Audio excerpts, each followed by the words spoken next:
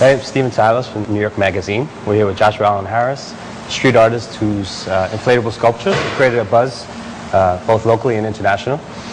So describe your work.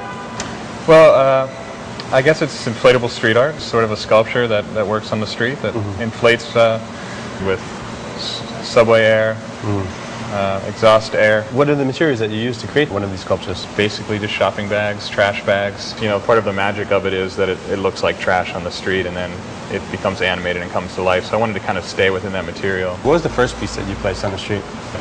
I tried the bear. I figured with 4 paws it would give me enough wind to kind of get him to stand up, and it worked. And he looked really cool, and he had a lot of nice animation to him with his life and his death and his inflation and his deflation. Somebody happened to photograph it one night when I didn't even know about it. And that's when it all started. It got put up on a website, and from there it just spread, you know, around the world really quickly. And it was really interesting to me. It was something that I wasn't even into or doing anymore, but the response I got to it was just amazing, and it got me interested again, and because of that I started making as much as I could, as fast as I could.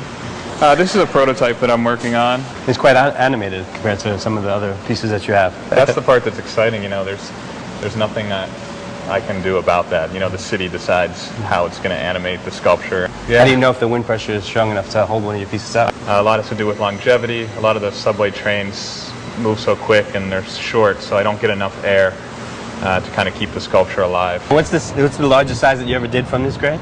I did that Loch Ness Monster, and maybe 25 feet. And today, how large will this piece be? I think this one's about 15 feet, so cool. Show us how it's done. We'll see how it happens. Everybody loves it. Yeah. You know, everybody's interested in it or how it works. You know, it's the magical. It's what art is about. Yeah.